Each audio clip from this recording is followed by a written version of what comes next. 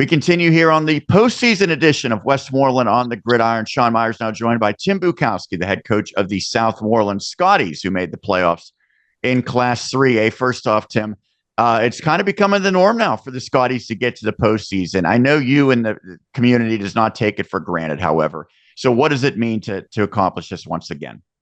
Yeah, very exciting time. We want to be a part of the WPIAL postseason, and we've done it again. So it has become the norm and the expectation. So, of course, we're still looking for that all elusive win, but it's good to be a part of the tournament.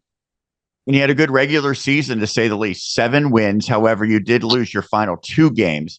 How did you evaluate kind of the ups and downs of the regular season and where your team is at right now? Yeah, I thought, overall, if you look at the big picture, it's a nice season. 7-3, is a good record.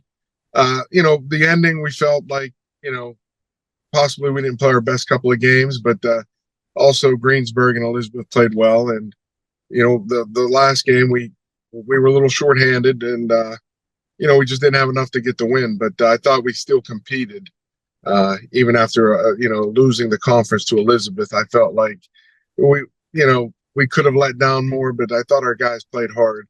We were just a little bit shorthanded Friday. Well, to that point, football at every level, it's a little bit about attrition. Certainly, once you get to the end of the season and into the postseason, no team is going to be completely healthy, but it seems like your team in particular kind of fighting an uphill battle with what happened on Friday. So moving parts, how do you kind of manage knowing that you might not have every guy available that you'd hope to have? Yeah, like you mentioned, it's the timing of the injuries.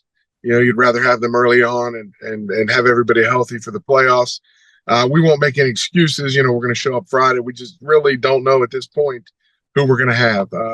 We have a couple of guys out. Our 2 leading tacklers, our middle linebackers, have been out with mononucleosis. So who thinks mono is going to hit your locker room? But it did. And, those guys we should know about, Dawson Wolf possibly today. And Ethan Shaw, if he does play, his test won't be until Friday. So it would be like a game time decision. And it's all, whatever the doctors say. We have no say so. If they're cleared and they're able to play, then they will. As far as the Friday injuries, those guys are all getting tests. Some are actually at the doctors as we speak. So we really don't have any answers, but potentially up to 6 guys not playing. And 2 of them are quarterbacks. Not easy to overcome that. So you get into the postseason with the win. You would have clinched it, right there. You had to kind of go to the tiebreaker a little bit. The fact that you lost a close game actually helped your cause. You fell 28-21, so it was a 7-point loss. Were you aware of the significance of the late touchdown that your team scored that got you one of those automatic spots? Believe it or not, I was aware of it before the game. I knew the 9 points differential that they had to win by to knock us down. But as the game was going on, there was so much confusion with the injuries. And I honestly didn't even think of it at the time until after the game when somebody mentioned it. So, yeah, thankfully, I guess we only lost by 7. But I was aware heading in, but not at the moment. Well, certainly based on the seeding, I think you would have been in the postseason no matter what happened. You get the number 8 seed, which means you are now a home team against number 9 Highlands. So how did that seeding align with your expectations? Yeah, Sean, it fell right where we thought. We're happy to have a home game, especially because our last 3 games were on the road. So we had homecoming and senior night so early in the season that this is the first time we'll be home in 4 weeks. So, I'm excited for the guys to get to play another game at home, especially the seniors. And, it's a reward for a solid season. And, we're definitely excited. And, playing Highlands, a team that we scrimmaged the first scrimmage of the season, we felt that we played them pretty even at that point. So hopefully, we'll come out ready to play.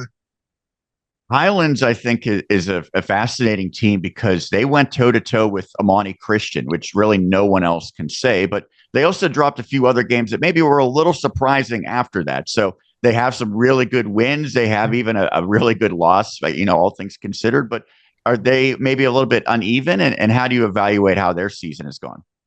Yeah, it's a little tricky with the Freeport loss in the middle there where, they got beat. They beat Elizabeth Forward in a couple of overtimes. Our conference champ, and like you said, they played Amani tougher than anybody else. So actually missed a field goal to win the game, 27-yard field goal. So just based on watching the film and our scrimmage with them, they're very athletic.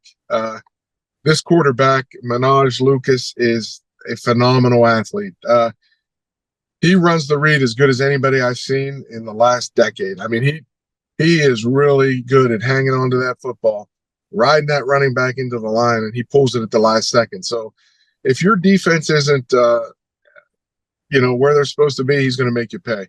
And when he makes you pay, he takes it all the way to the house. So he's a huge challenge. I know they have a veteran secondary. All their guys were back from last year. I remember talking to Matt, their coach. He felt early in the season that was, he was going to lean on his secondary. So, yeah, very athletic team. I think physically we match up with them on the lines.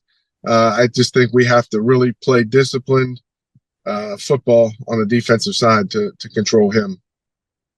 Lastly, I'm sure everyone is aware at this point, Southmoreland has not won a postseason game. It would be historic to get a victory on Friday. Is that good pressure? Is that sometimes a little overwhelming to hear that? How do you and the entire program kind of approach that? Yeah, I think that since, the last few years being there, I think a little bit of that has worn off, the pressure. I think we're more relaxed with it. I think the big thing right now is really just hopefully getting healthy enough to have the weapons to compete. Our leading receiver, Elliott, hurt his shoulder. We need all our guys to be there to really have a better chance to win. I think it's a good matchup if we're able to put most of our guys on the field. Well, Tim, certainly we hope that you're able to get healthy and have success on Friday. Congrats once again for making the postseason as well. Hey, thanks, Sean. Appreciate it. And appreciate all the coverage. That is Tim Bukowski, the head coach of the Southmoreland Scotties.